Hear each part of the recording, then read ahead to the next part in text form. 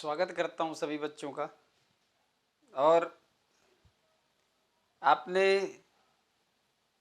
Transformer का नाम सुना होगा, सभी जानते होंगे। ज़्यादातर लोगों के आजकल तो ज़्यादा चलन में रहता, बड़ी उसकी रिस्पेक्ट होती है आजकल, क्योंकि जैसे ही अगर वो काम करना बंद कर देता है तो तुरंत ही आवाज़, अरे भैया ट्रांसफार्मर फूक गया, अरे भैया ट्रांसफार्मर फूक गया, अब 4 दिन लाइट नहीं आएगी, अरे बड़ी त्राही त्राही मच जाती है। और ऐसे में फिर बस उसी के चर्चे आसपास के गांवों में, इलाकों में होते रहते हैं।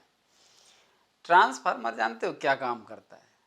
ट्रांसफार्मर ये काम करता है कि बाहर से आने वाली हाई वोल्टेज पावर को, इलेक्ट्रिसिटी को कंट्रोल करता है और उसको लो पावर में कन्वर्ट करके हाउसिंग सप्लाई के लिए डिलीवर करता है। कुल मिलाकर ये है कि अगर वो बहुत ज़्यादा वोल्टेज में लाइट आ रही है तो उसको मतलब कंट्रोल करता है, लेकिन लाइट लाइट ही रहती है। अगर वो लाइट करंट मारती तो ये लाइट भी करंट मारती है। जितने काम इस लाइट से होते हैं उतने काम उस लाइट से होते हैं, सारे काम होते हैं। बस सिर्फ इतना ही होता है कि उसको कन्वर्ट कर देता है, उसको ट्रांसफॉर्म कर देता है, यानी कि उस इलेक्ट्रिसिटी को जो हाई वोल्टेज में आती है उसको कन्वर्ट करता है, ट्रांसफॉर्म कर देता है, अर्थात उसका रूप बदल देता है। रूप बदलना ट्रांसफार्मर का काम है। लेकिन रूप बदलने पर यह नहीं होता है कि वह कोई दूसरे तरह का काम करेगा या कोई उसमें प्रॉब्लम आ जाएगी, ऐसा कुछ नहीं है। काम वही करेगा, बस थोड़ा सा वोल्टेज का इधर उधर रहता है। बाकी अगर करंट वो मारता है तो करंट वो भी मारता है। फिलहाल खतरनाक दोनों तरह से है, लेकिन बस इतना होता है कि उसका जो रूप होता है ना वो थोड़ा बदल जाता है, इसीलिए उसका नाम पड़ गया ट्रांसफार्मर। और ट्रांसफार्मर क्या काम करता है? वो ट्रांसफॉर्म करता है। ट्रांसफॉर्म करने का मतलब होता है कि किसी चीज़ का रूप बदल देता है। इसलिए हर गांव के बाहर, गांव में दो दो चार चार जगह पर कहीं ना कहीं पर ट्रांसफार्मर रखे होते हैं। तो इसी शब्द के साथ स्टार्ट करते हैं ट्रांसफॉर्मेशन।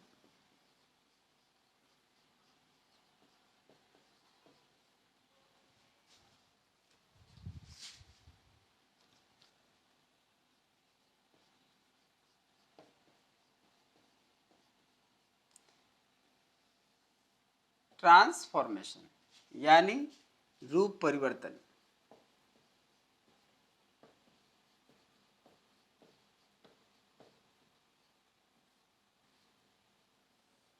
ये हो गया। अब ये क्या होता है कि transformation is a process that changes a sentence into another form without changing its tense or sense। मतलब ट्रांसफॉर्मेशन क्या होता है? ट्रांसफॉर्मेशन एक ऐसी प्रक्रिया है जो किसी सेंटेंस को दूसरे सेंटेंस में बदल देता है, but without changing its tense and changing its sense, अर्थात बिना उसका टेंस और सेंस बदले। ट्रांसफार्मर को जो अभी डिफाइन किया गया उसी से बना ट्रांसफॉर्मेशन, और ट्रांसफॉर्मेशन की प्रक्रिया भी वही है। अगर ट्रांसफॉर्मेशन सीखना है तो ट्रांसफॉर्मेशन को सीखने के लिए सिर्फ 2 पॉइंट याद रखिए, एक टेंस और एक सेंस। ये जो 2 चीजें हैं, ठीक, never changes.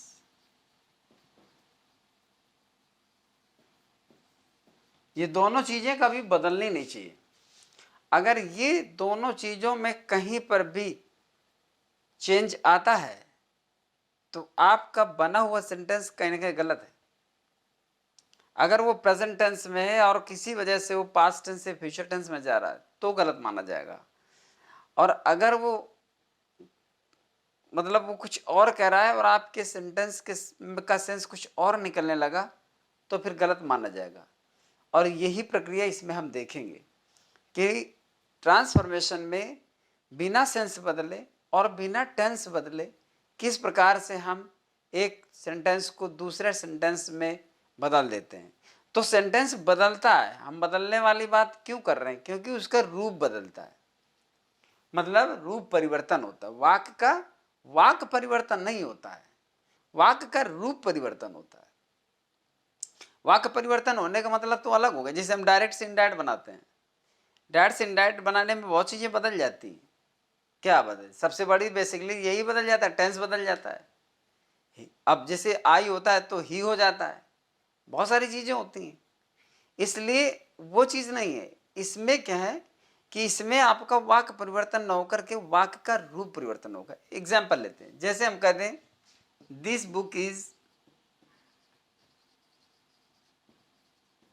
Difficult, this book is difficult. अब हम इसको अगर रूप परिवर्तन करें तो हम कहेंगे this book is not easy. समझना जरा, ये है ट्रांसफॉर्मेशन। मतलब यह पुस्तक कठिन है। नीचे वाला क्या कह रहा है? यह पुस्तक सरल नहीं है, क्या है? कठिन है। इसमें भी कह रहा है कि कठिन है, इसमें भी कह रहा है कठिन है, इसमें भी कह रहा है कि आसान नहीं है, और इसमें भी कह रहा है कि आसान नहीं है। दोनों वाक्यों में सेंस चेंज नहीं हुआ है, सेंस चेंज नहीं हुआ। दूसरा ये प्रेजेंट टेंस में है तो ये भी प्रेजेंट टेंस में। देखिए और अगला देखें, जैसे हम ये कह दें कि if you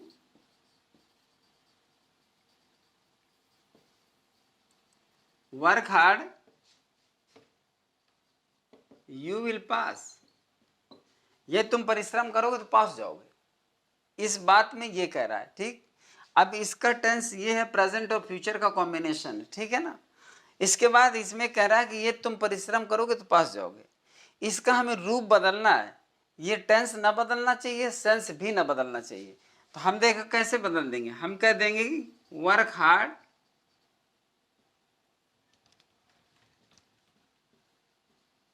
and you will pass. वो कह रहा है ये तुम परिश्रम करोगे तो पास जाओगे। इसमें कह रहा है कि परिश्रम करो और तुम पास जाओगे।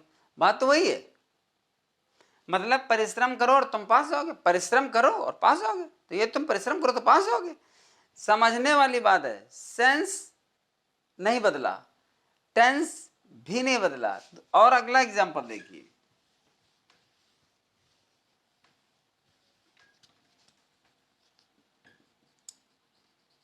was M.K. Gandhi not a great man.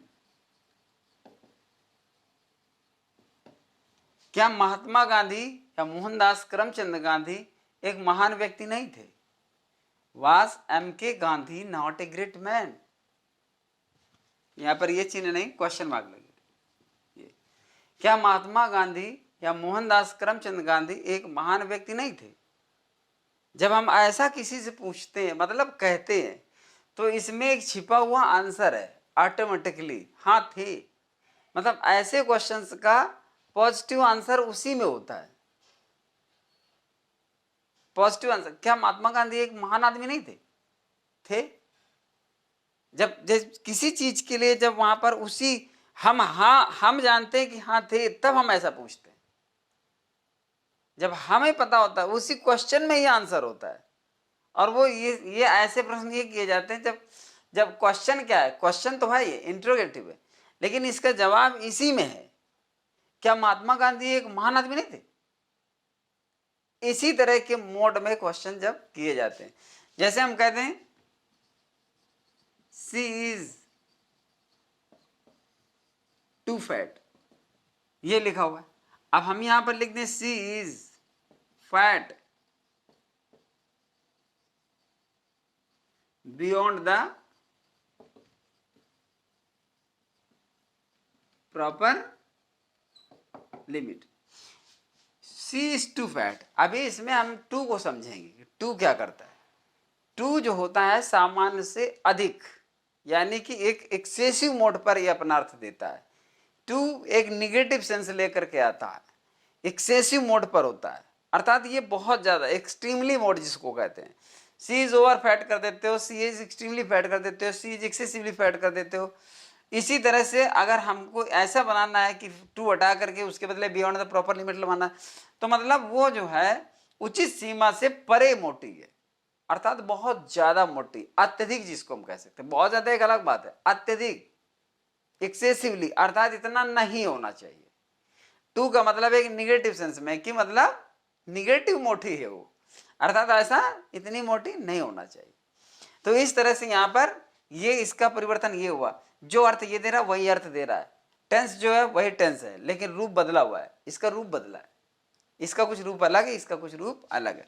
ऐसे बहुत सारी चीजें होती हैं कि जब जैसे हम मान लो ये बोलते हैं व्हाट अ मैन, अब इसका सेंस क्या होता है बताइए।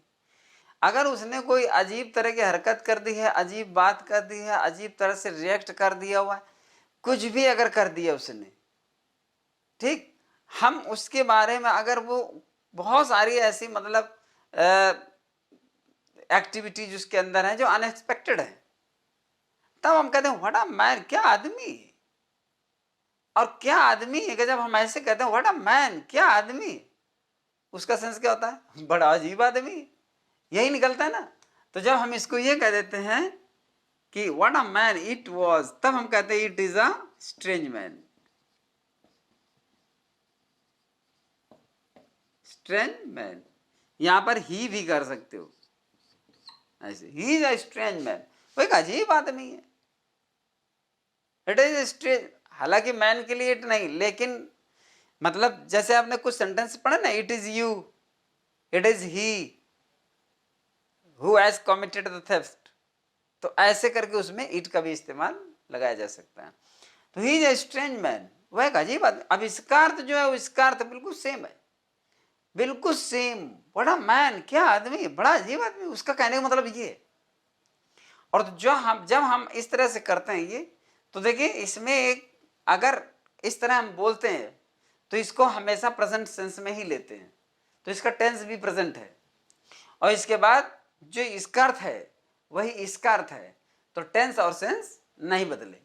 इसलिए टेंस और सेंस ना बदलेंगे तो ट्रांसफॉर्मेशन को शुरू से लेकर अंत तक, शुरू से लेकर अंत तक जितना पढ़ोगे, वो जैसे जैसे हम कहते हैं Mukesh is taller than Ramesh, कर दिया गया Ramesh is not so tall as Mukesh, Mukesh Ramesh से ज्यादा लंबा है, मतलब हो गया कि रमेश उतना लंबा नहीं जितना मुकेश। दोनों का अर्थ एक है ना, दोनों का अर्थ एक है, दोनों का टेंस एक है, तो बस अर्थ और जो उसका काल है, यानी सेंस और टेंस, बस यही दोनों चीजें बहुत गौर से चलना है, और बाकी जो उसके रूल्स हैं वो फॉलो करना है। इसलिए ट्रांसफॉर्मेशन से इंटरेस्टिंग, हालांकि सिंथेसिस बहुत चैलेंजिंग था, क्योंकि अभी आपने एक एक एक्सरसाइज करी है, और करना और पुस्तकें देखना, जब आप गाइड उठा करके एक्सरसाइज वगैरह देखो तो बहुत सेंटेंसेस सिंथेसिस में ऐसे मिलेंगे जो आपको उलझाएंगे। अगर उलझाएं तो कभी भी कमेंट करके पूछिए, निश्चित तौर पर उसका जवाब मिलेगा। मैं जवाब लगभग हर बच्चे को करता हूँ, चाहे जैसा कमेंट करे। अब इसमें देखिए इनके रूल्स हैं, ऐसे नहीं है कि आपने दो चीजें ध्यान में रख ली और आसानी से आपने इसमें कमांड पा लिया, नहीं, इसको हम जब पूरा पढ़ लेंगे, जब आप कुछ नहीं करोगे, सिर्फ ये देखते रहोगे कि कैसा पढ़ाया गया, कैसे समझाया गया, कैसे बताया गया है, तब आपको मेरा केवल ये क्लास अटेंड करने से, केवल क्लास अटेंड करने से आपको 80-85% प्रिपेयर हो जाएगा। बाकी का काम एक्सरसाइज करेंगे, क्योंकि एक्सरसाइज में हर तरह के सेंटेंसेस होते हैं, यहाँ पर कुछ ही सेंटेंस आ पाते हैं, और जब एक्सरसाइज सॉल्व की जाती है तो उनमें अच्छी प्रैक्टिस होती है, क्योंकि प्रैक्टिस के लिए ही एक्सरसाइज दी होती है। खैर, यहाँ पर अब आपको ट्रांसफॉर्मेशन समझ में आ गया होगा। अब यहाँ पर समझते हैं कि हम कौन कौन से टॉपिक लेंगे ट्रांसफॉर्मेशन में, जिन्हें हमें पढ़ना है। तो देखिए हम क्या करेंगे। नंबर 1, एडवर्ब, ये सब टॉपिक है, ये मेन टॉपिक है, और ये सब टॉपिक हैं जो छोटे टॉपिक इसके अंदर मिलेंगे। एडवर्ब 2, को हटाकर और एडवर्ब टू को लगाकर। फिर इसके बाद दूसरा होगा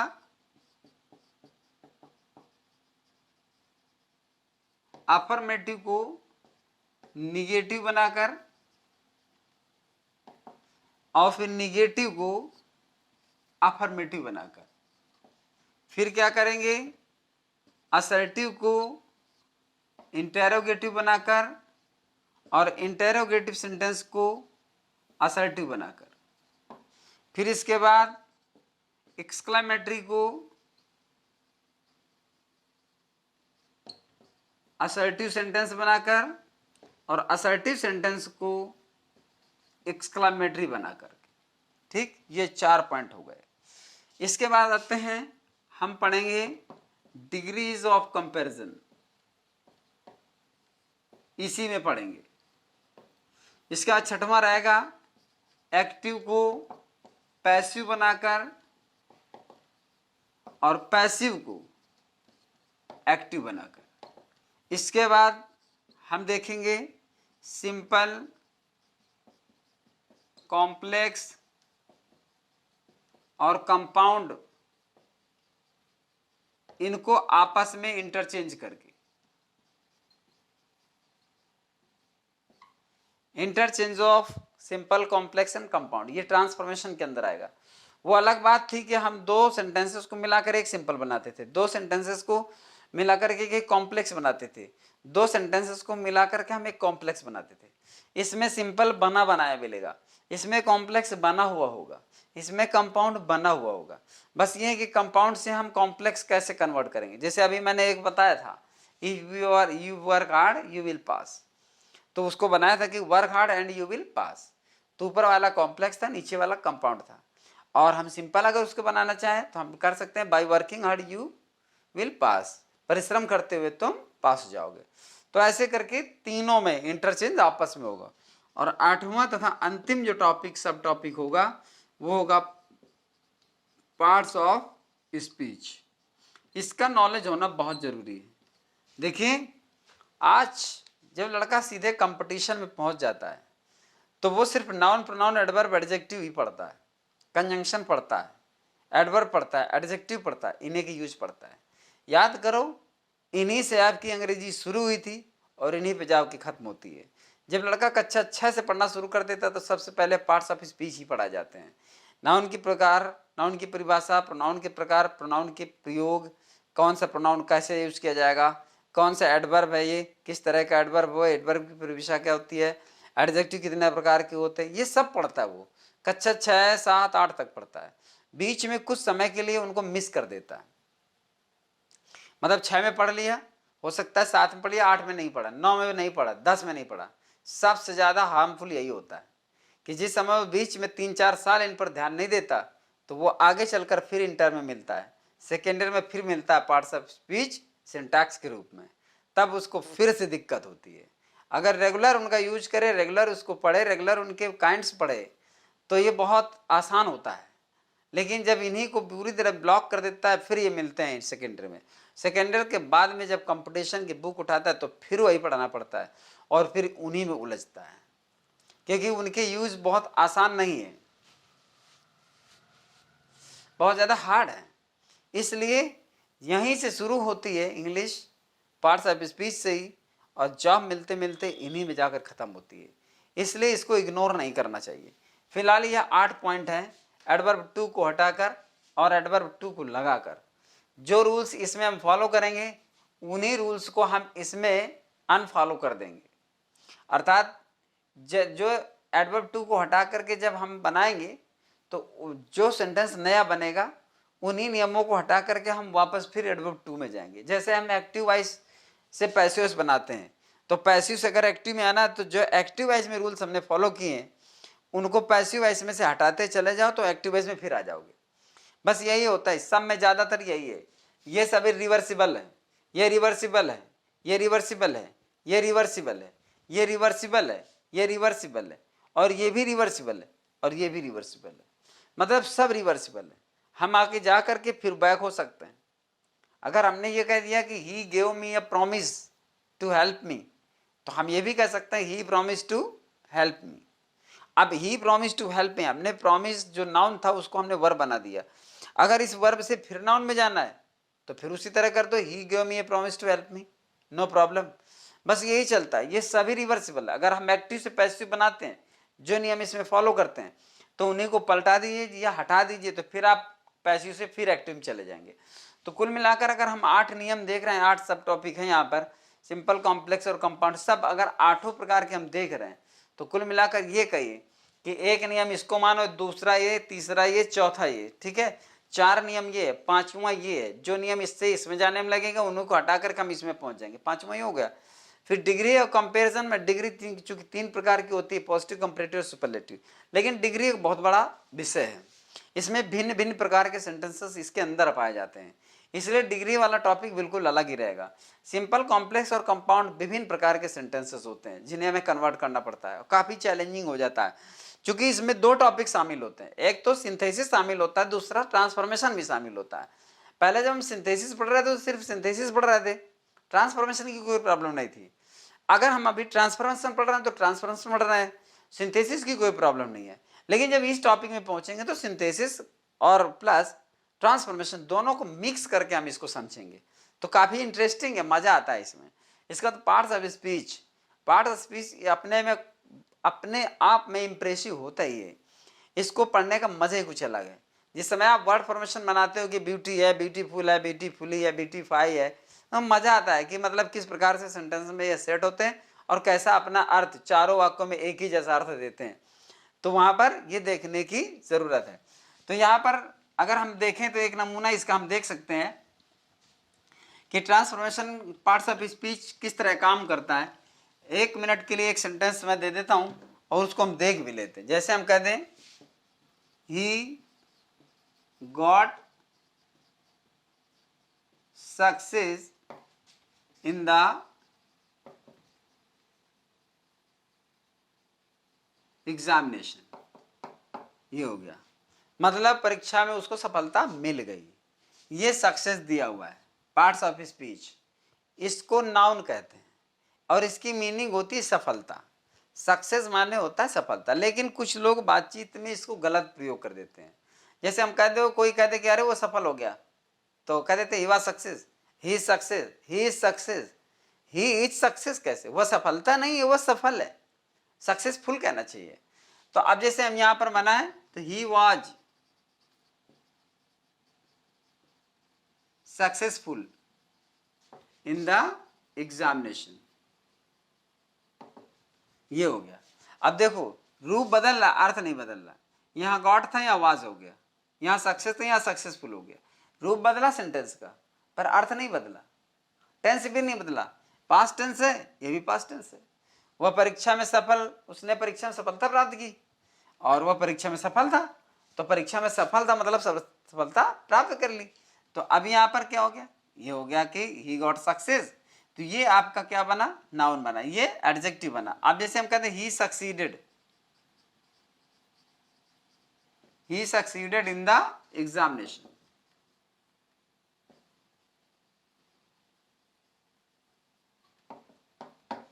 वह परीक्षा में सफल हो गया। ये देखो वर्ब की सेकंड फॉर्म पास्ट टेंस, जो अर्थ इसका वही अर्थ इसका, वही अर्थ इसका, तो ये कैसे देखिए बदल रहा है, ठीक है ना। अब जैसे हम ये कह दें कि इसका एडवर्ब बनाइए, तो he appeared in the examination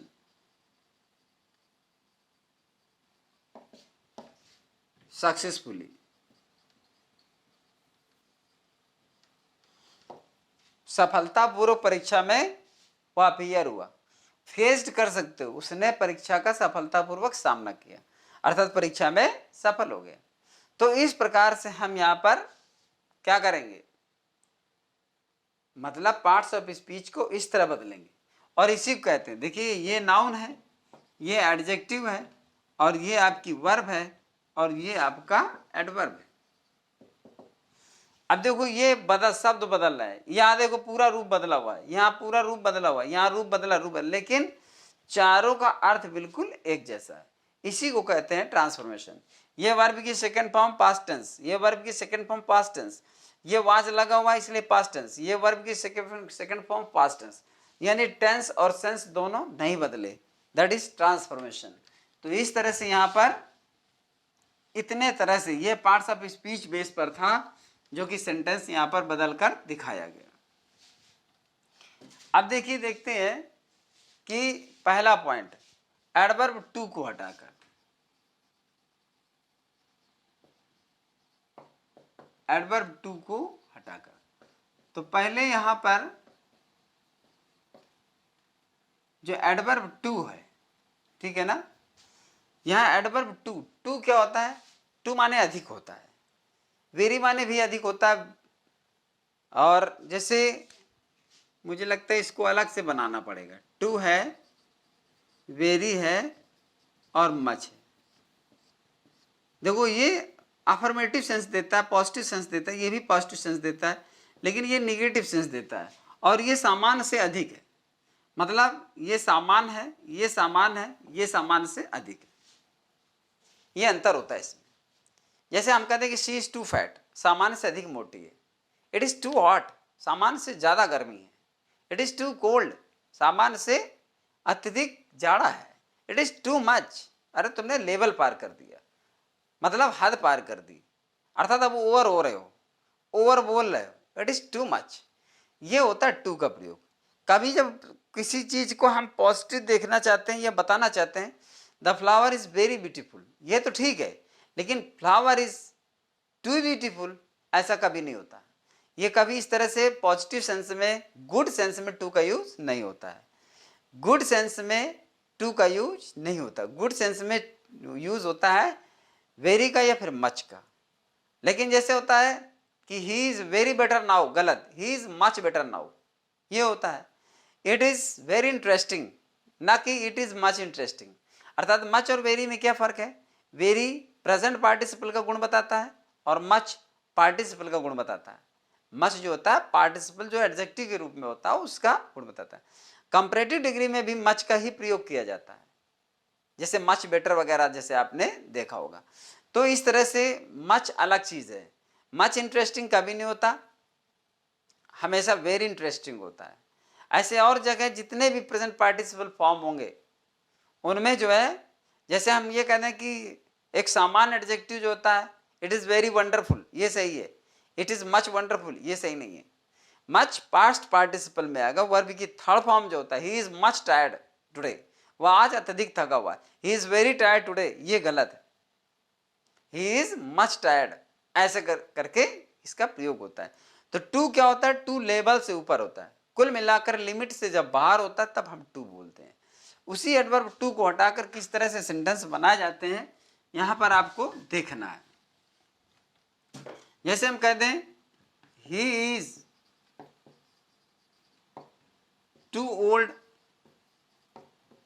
to run, बिल्कुल बेसिक से बता रहा हूं, सामान्य से बिल्कुल लेकर चल रहा हूं, बहुत आराम से आपको समझना है।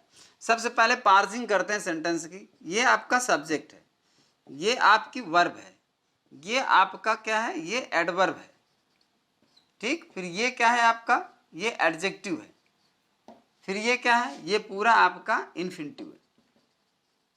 ये होता है इसमें सब्जेक्ट, वर्ब, एडवर्ब, एडजेक्टिव और ये इन्फिनिटिव। जो एडजेक्टिव को मॉडिफाई करता है वो एडवर्ब होता है। तो he is too old to run, अगर वो कर देता है कि he is very old to run तो गलत है, वो दौड़ने के लिए बहुत वृद्ध है। इसका मतलब जब हम सेंटेंस को चेंज करेंगे, इसका रूप बदलेंगे तो गलत हो जाएगा। अब इसको बदलते कैसे हैं, देखो क्या करते हैं, इस सब्जेक्ट को सब्जेक्ट रख देते हैं, इस वर्ब को वर्ब रख देते हैं, इस कर देते हैं, इस टू को सो में चेंज कर देते हैं, ठीक। फिर यहाँ पर क्या कर देते हैं, इस एडजेक्टिव को इस एडजेक्टिव की जगह ले आते हैं। जब ये पार्ट हो जाता है तो फिर दैट लगा देते हैं, ही सोल्ड दैट। अब यही वाला सब्जेक्ट इधर पहुंच जाएगा, ही। फिर जब क्या होता है, जब ये प्रेजेंट टेंस होता है, अर्थात जब इज होता है या एम होता है या जब आर होता है, तो इसके बदले पर फिर आगे जाकर के कैन नॉट लगता है, ठीक। और जब वाज वर होता है, वाज या वर होता है, तो फिर वहां जाकर के आपका कुड नॉट लगता है, अर्थात ये ऐसे होता है और ये ऐसे होता है। जब सेंटेंस आपका प्रेजेंट फॉर्म में होता है तो दूसरी क्लॉज में जाकर के कैन नॉट लग जाता है। जब सेंटेंस आपका पास्ट फॉर्म में होता है तो दूसरी क्लॉज में जाकर के कुड नॉट हो जाता है। तो ही इज सो ओल्ड, यहाँ पर क्या परिवर्तन हुआ, ही में कोई परिवर्तन नहीं हुआ, इज में कोई परिवर्तन नहीं हुआ। टू को क्या कर दिया हमने, सो में चेंज कर दिया, ओल्ड को ओल्ड रख दिया। जैसे ही आप एडजेक्टिव रखेंगे तो एडजेक्टिव के बाद अपनी तरफ से ये कंजंक्शन आपको लगाना पड़ेगा, ये कंजंक्शन लगा दिया। अब इस इन्फिनिटिव को क्या करेंगे, इसको वेट करेंगे। पहले इस पहली क्लॉज का सब्जेक्ट यहाँ आ जाएगा, पहली क्लॉज का ये सब्जेक्ट यहाँ। अगर कोई नेम है, मान ली मोहन है, तो उसका प्रोनाउन जाएगा, मोहन नहीं जाएगा। अगर गर्ल है कोई, अगर लिखा हुआ है रागिनी लिखा है मान लीजिए, तो रागिनी लिखा है तो यहाँ सी जाएगा, ठीक। अगर स्टूडेंट्स लिखा हुआ है प्लूरल में तो दे जाएगा, गर्ल्स लिखा है तो दे जाएगा। मतलब अगर आगे नाउन है तो आगे प्रोनाउन जाएगा, वो नाउन दोबारा रिपीट करना ठीक नहीं है, प्रोनाउन का जन्म ही इसीलिए हुआ है। तो यहाँ पर ही हो गया। अब ये अगर प्रेजेंट हो तो यहाँ पर क्या कर देंगे, कैन नॉट लगा देंगे, और अगर यहाँ पास हो पास्ट में तो फिर कुड नॉट कर देंगे। और अब ये जो इन्फिनिटिव होता है इसको खत्म कर देते हैं, इन्फिनिटिव हटा देंगे और इसका केवल ये वर्ब की फर्स्ट फॉर्म लिख देंगे। अर्थ देख लेते हैं। टेंस तो तुमको पता ही है कि हमने टेंस वही रखा है, ये प्रेजेंट टेंस है, ये भी प्रेजेंट टेंस है, और यहाँ पर भी कैन नॉट प्रेजेंट टेंस ही है। फिलहाल ये इसका अर्थ होता है कि दौड़ने के लिए वह अत्यधिक वृद्ध है, कहना ये चाहता है कि वह इतना वृद्ध है कि दौड़ नहीं सकता। अर्थ यही आ गया, वह इतना वृद्ध है कि वह दौड़ नहीं सकता। अब देखो ये इसका रूप कुछ अलग था, इसका रूप अलग था और इसका रूप बदल कर ये हो गया तो रूप अलग हो गया।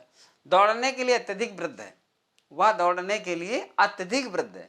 टू का मतलब ये है कि जो लिमिट है उससे ज्यादा, अनलिमिटेड वृद्ध है। तो अनलिमिटेड का मतलब ये हो गया कि लिमिट से ज्यादा वृद्ध है, इसका मतलब ये हो गया कि वह दौड़ नहीं सकता। तो दौड़ने के लिए अत्यधिक वृद्ध है, मतलब हुआ ये कि वह इतना वृद्ध है कि दौड़ नहीं सकता। तो ये आपका एडवर्ब टू का सेंटेंस था। अब एडवर्ब टू को मैंने आज यहां बताया है। अब इसका पार्ट टू आपको, क्योंकि एक ही वीडियो में सारा सब कुछ समेटना काफी मुश्किल होता है। अब इसका जो सेकंड पार्ट बनेगा एडवर्ब टू का, क्योंकि उसमें बहुत सारे टू के मतलब जो है फॉर्म है, टू के जो प्रारूप कई हैं, टू के प्रयोग कई प्रकार से हैं, इसलिए उनको दूसरे वीडियो में मैं आपको समझाऊंगा। इसलिए यहाँ पर जो चीज़ें बताई जाए बहुत आसान है और आसानी से समझ में आ रही होंगी। तो इसलिए आप इसको देखते रहिए और अगले वीडियो के लिए प्रतीक्षा करिए। फिर मैं आपको अगले वाले वीडियो में जितना भी टू का पूरा फंक्शन है वो मैं विस्तार पूर्वक पूरा एक में ख़त्म कर दूंगा। अगर इसमें ख़त्म करूंगा तो फिर वीडियो बहुत ज़्यादा लंबा हो जाएगा। तो मिलते हैं फिर अगले वीडियो में। चैनल जिसने सब्सक्राइब ना किया हो तो सब्सक्राइब कर लें और पढ़ने से पहले ही लाइक कर दें। अगर वो ठीक लगता है तो, कोई प्रॉब्लम हो तो कमेंट करके बताएं। अच्छा लगे तब भी कमेंट का समझ में आ रहा है तब भी कमेंट कर दें। Thank you.